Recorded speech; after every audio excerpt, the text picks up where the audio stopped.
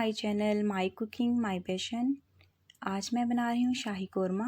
ये बहुत मज़े का बनता है, इसे आप बनाएं, सबको बहुत पसंद आएगा।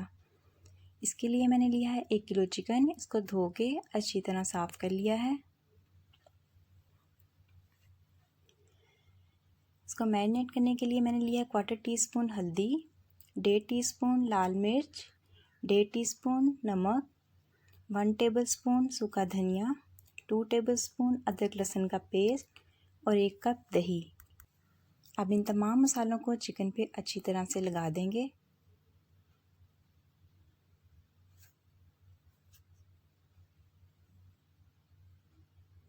एक कप दही में से 2 टेबलस्पून मैं इस चिकन में शामिल कर दूंगी।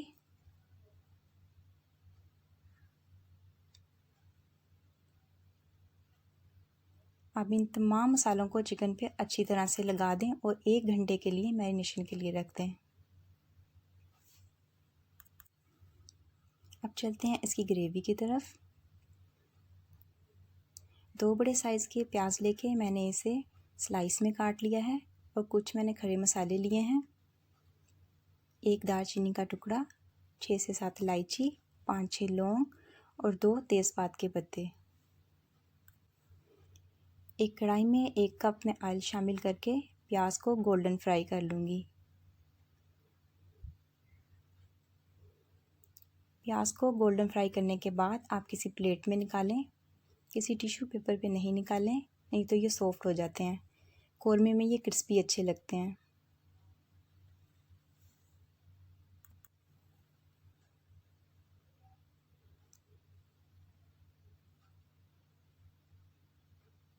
प्याज फ्राई करने के बाद इसी ऑयल में मैं जो खड़े मसाले हैं वो डाल के फ्राई करूँगी।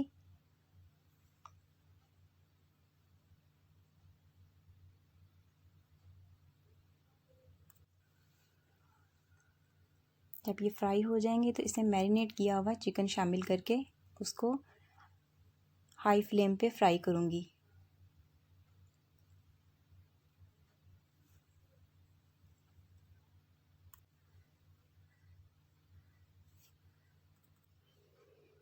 आपने इसे हाई फ्लेम पे फ्राई करना है। जब इसका कलर चेंज हो जाए तो 5 मिनट के लिए आपने इसे कवर करके मीडियम आग पे रख देना है।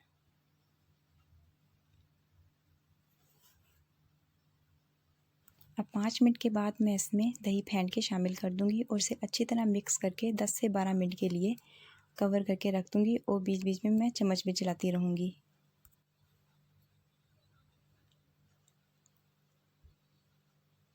आठ 10 मैंने काजू लिए हैं, इसमें पानी शामिल करके मैं इसका पेस्ट बना लूँगी। आप बादाम भी साबुत लेके भिगो के छिलका उतार के वो भी शामिल कर सकते हैं अगर आप काजू नहीं शामिल करना चाहते। अब मैं इसी पेस्ट में ये प्याज डाल के इसको मोटा सा ग्राइंड कर लूँगी। बारीक पेस्ट नहीं करनी इसकी। आप चाहें तो प्याज को हाथ से मसल के भी शामिल कर सकते हैं। अब 10 से 12 मिनट के बाद मैं इसमें ये शामिल करके अच्छी तरह से भून लूँगी।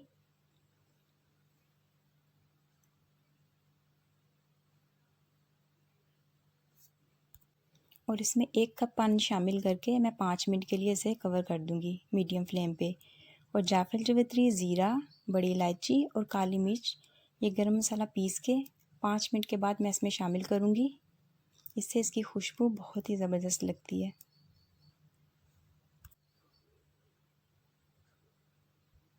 ये मैंने पीस लिया है, अब मैं इसमें शामिल कर रही हूँ 1 टीस्पून इसमें मैंने केवड़ा वाटर भी शामिल किया है।